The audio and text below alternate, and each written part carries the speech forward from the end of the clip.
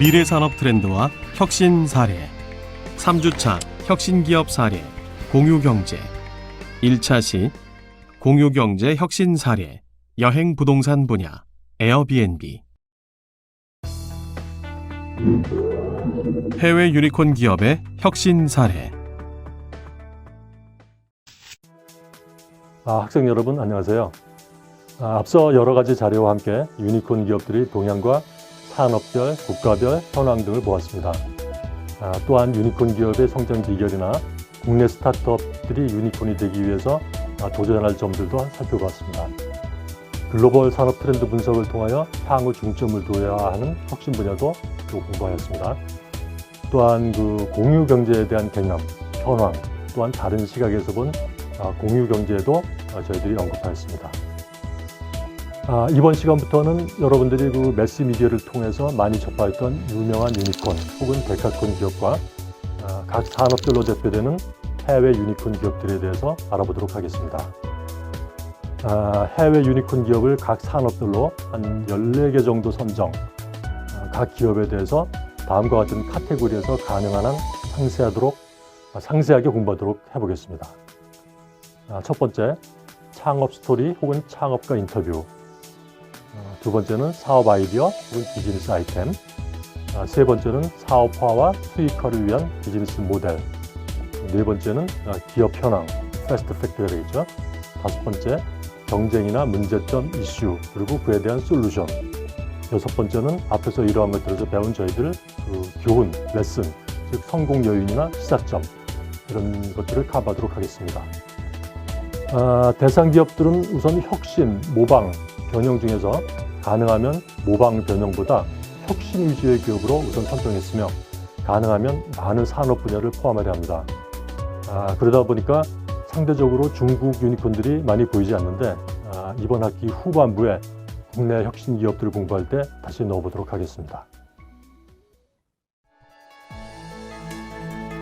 여러분 안녕하세요. 1에서 2주차까지는 여러 가지 자료와 함께 유니콘 기업들의 동향과 산업별 국가별 현황, 유니콘 기업의 성장 비결이나 국내 스타트업들이 유니콘이 되기 위하여 도전할 점들도 살펴보았습니다. 그리고 글로벌 산업 트렌드 분석을 통하여 향후 중점을 두어야 되는 혁신 분야도 공부하였고, 공유 경제에 대한 개념 현황, 또한 다른 시각에서 본 공유 경제도 언급하였습니다. 이번 시간에는 에어비앤비의 창업 스토리를 알고 비즈니스 모델에 대해 알아보도록 하겠습니다. 또한 에어비앤비의 수익 구조와 이슈 및 문제점이 무엇인지 공부하여 보도록 하겠습니다. 에어비앤비의 창업 스토리 및 비즈니스 모델. 에어베드와 아침밥을 제공한다는 아이디어에서 에어비앤비는 출발하였습니다. 에어비앤비의 공동 창업자들은 대규모 디자인 컨퍼런스가 개최되는 샌프란시스코의 한 아파트의 자투리 공간을 활용하여 여행자에게 간단한 아침 식사를 함께 제공해주는 서비스를 아이템의 기반으로 활용하여 사업을 시작하였습니다. 에어비앤비의 창업 포인트는 나누면 돈이 된다는 나눔의 경제입니다. 저렴한 비용으로 숙박을 해결하고자 하는 숙박 수요와 자투리 공간을 활용하여 부수입을 올리려는 수요를 가상 공간을 통해 연결한다는 것이 에어비앤비의 가장 큰 사업 아이템으로 꼽을 수 있습니다. 세계 최대 숙박 공유 서비스인 에어비앤비는 2008년 에어베드와 아침 식사를 제공한다는 의미로 설립되었습니다. 사업 초기에는 낮은 인지도로 인해 임차인뿐 아니라 임대인을 찾기조차 힘들었지만 2011년 예약일 100만일 그리고 투자 유치 소식을 전하면서 주목받기 시작하였습니다. 이용자가 급증하기 시작한 것도 이때부터라 할 수 있습니다. 서비스를 시작하고 2012년 누적 이용자 수가 1,000만 명을 넘어섰으며 SNS의 대표주자인 페이스북과 트위터를 통해 널리 입소문을 탄 이후에는 2초마다 한 건의 객실 예약이 이루어지고 있는 실정입니다. 에어비앤비의 로고는 사람, 장소, 사랑, 그리고 에어비앤비가 결합된 것을 의미합니다. 에어비앤비가 첫 수익을 내기까지 걸린 시간은 무려 1000일입니다. 3년이 넘도록 수익에 대해 고민을 하고 있을 때 실리콘밸리에서 가장 유명한 투자자 폴 그레이엄과의 만남이 성사됩니다. 폴 그레이엄은 바퀴벌레와 같은 생존력에 마음을 사로잡혀 에어비앤비에 투자를 결정하게 됩니다. 폴 그레이엄은 에어비앤비를 주목하기보다는 공동 창업자 세 사람의 창의적 문제 해결 능력과 절대 포기하지 않는 끈기에 주목하여 투자를 선택하였다고 합니다.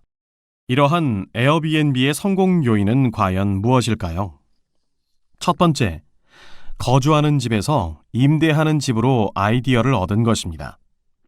우리는 숙박업체도 아닌 일반 주택을 친척도 친구도 아닌 전혀 모르는 사람에게 집의 일부분을 내어주는 서비스를 한다는 것을 쉽게 상상할 수 있었을까요? 두 번째 성공 요인은 신뢰를 담보로 하는 서비스입니다. 모르는 사람에게 집을 빌려줄 수 있다는 것은 어느 정도 그 사람을 신뢰한다는 것을 의미합니다. 숙소 예약하면서 에어비앤비에 요금을 지불하고 숙박대금을 에어비앤비를 통해서 받도록 하는 제도적 장치를 마련하였을 뿐 아니라 세 번째, 호스트 보호 프로그램을 통해 보험에 가입도 하였으며 에어비앤비 자체 고객 지원 서비스도 갖추고 있습니다. 에어비앤비 수익 구조. 에어비앤비는 영리를 목적으로 하는 기술 스타트업입니다. 색다른 숙박 체험의 제공은 가파른 성장 곡선을 지탱하도록 하는 근원적인 힘이며 호스트와 게스트라는 참여자의 평판과 신뢰를 철저하게 관리하여 얻은 결과라고 할 수 있습니다. 에어비앤비는 신뢰와 수익을 통제하기 위해 랭킹 알고리즘과 가격 추천 알고리즘을 동시에 운영하고 있습니다. 랭킹 알고리즘은 위험 관리를 담당하는데 호스트와 여행객의 최적 조합을 통해 결제 성공률을 높일 수 있을 때 수익이 극대화되기 때문입니다. 잦은 취소, 품질 낮은 숙박 공간의 제시, 그리고 검증되지 않은 호스트와 게스트로 인한 위험을 감소시키기 위해서는 랭킹 알고리즘을 통해 적절한 조율로서 위험을 관리합니다. 또한 가격 추천 알고리즘은 수요와 공급, 그리고 에어비앤비 측의 수익 극대화에 관여하는 시스템입니다. 호스트의 가격을 통제하기 위해 적정 가격을 제한하는 시스템을 완비함으로써 가격에 대한 결정권을 알고리즘을 통해 에어비앤비가 가져오도록 하는 전략이라 할 수 있습니다. 에어비앤비는 수수료를 통해 수익을 창출합니다.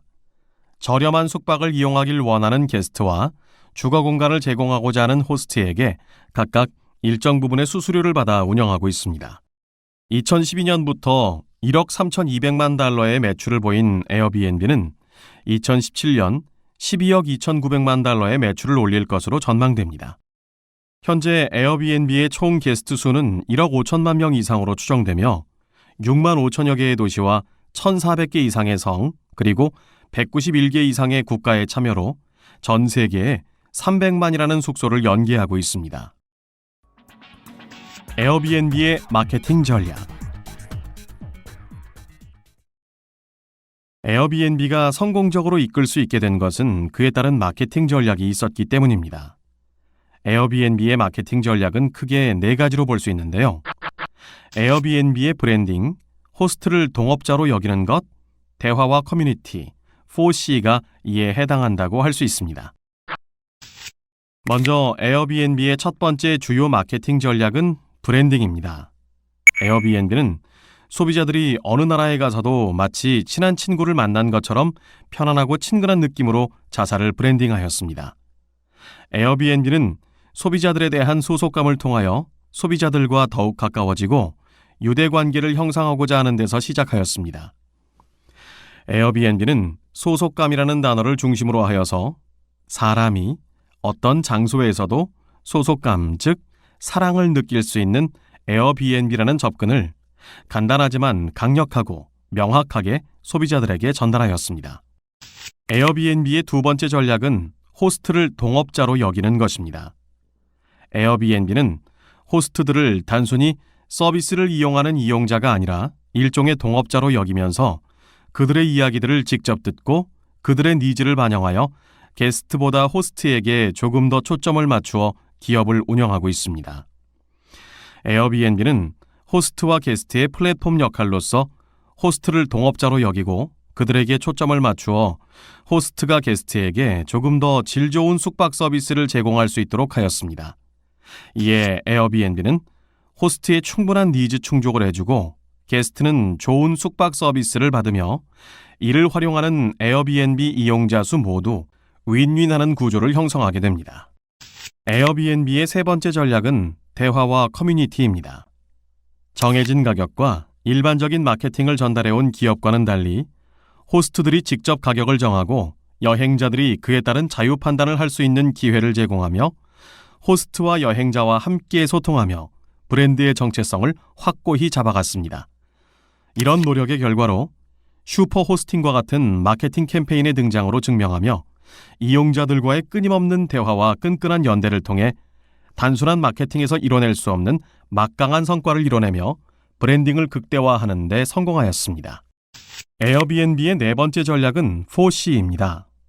에어비앤비는 호스트와 게스트를 이어주는 P2P 서비스로 보이지만 마케팅의 본질적 변화를 읽을 수 있습니다. 마케팅의 대사 필립 코틀러는 에어비앤비의 마케팅 기법에 대해 의문을 던지게 되죠. 그는 에어비앤비 마케팅에 대해 현존하던 가장 대표적인 마케팅 기법 4P 믹스 기법이 아닌 4C란 새로운 마케팅 개념을 제시했다고 합니다. 여기서 4C란 Co-Creation, Currency, Communal Activation, Communication을 뜻합니다. 호스트들을 동업자로 여기면서 그들과 함께 공동된 목표와 가치를 창조해 나간 디지털 시대의 첫 번째 성공한 기업이라고 평가되는 것입니다. 또한 디지털 시대에서 가격은 유동성을 지니기 때문에 에어비앤비는 소비자의 인터넷 사용 데이터를 기반으로 변동 가격제를 시행하고 있다는 점이 높이 평가되었습니다. 그리고 공유경제에서는 소비자들의 물건들이 다시 거래의 대상이 되는데 에어비앤비는 수익 모델로서 호스트와 게스트가 존재하며 호스트의 집이 거래의 대상이 되고 이로써 사회 공동체가 연대하여 활성화되는 활력을 불어넣어주는 것입니다. 마지막으로 에어비앤비의 브랜딩인 친숙함과 소속감을 강조한 소통이 이 시대에 걸맞는 에어비앤비의 성공 요소가 된다고 분석해 볼 수 있겠습니다. 에어비앤비에서 호스트 평가제 시스템을 구축하여 실행하고 있다고 해도 많은 고객들이 좋은 호스트와 만날 수는 없습니다. 에어비앤비 후기에 간혹 사기를 당했다는 글을 발견할 수 있는데 대표적인 것이 집주인이 올린 사진과 전혀 다른 모습의 숙소를 안내받았다는 사례입니다. 한 여행객이 스페인에서 에어비앤비를 이용했다가 집주인에게 감금 및 성폭행을 당해 공포의 에어비앤비란 말이 있습니다. 이런 일을 제외하고도 에어비앤비의 안정성에 문제가 있다는 지적들은 끊임없이 나오고 있는 실정입니다. 호텔의 강점이 에어비앤비에게는 크나큰 약점으로 문제점으로 지적됩니다. 한 흑인 여성은 미국 남부 노스캐롤라이나에서 에어비앤비 예약을 신청했다가 흑인이라는 이유로 거절당하기도 하였습니다. 에어비앤비는 방을 내놓을 주인에게 예약 신청을 거부할 수 있는 권리를 주는데 이는 자신의 집에서 같이 지낼 게스트를 선택할 수 있도록 배려한 조치였으나 게스트를 거부할 권리를 차별해도 된다는 뜻으로 오해하여 호스트들의 권력 남용이란 비판을 받기도 하였습니다. 이는 자신의 집에서 같이 지낼 게스트를 선택할 수 있도록 배려한 조치였습니다. 예를 들어 여자만 있는 집에 남자 게스트를 받기는 부담스럽고 사고를 일으켰던 게스트를 받고 싶은 집주인도 없기 때문입니다.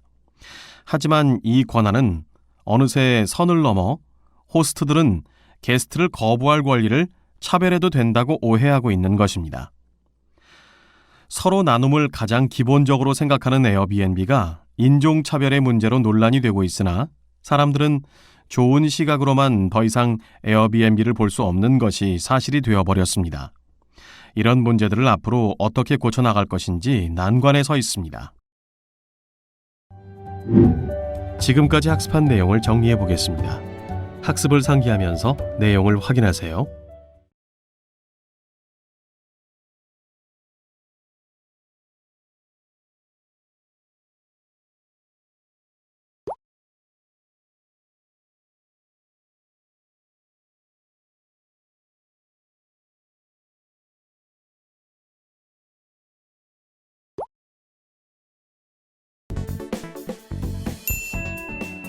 수고하셨습니다. 이것으로 3주차 혁신기업 사례 공유경제 1차 시 공유경제 혁신 사례 여행 부동산 분야 에어비앤비에 대한 학습을 마치겠습니다.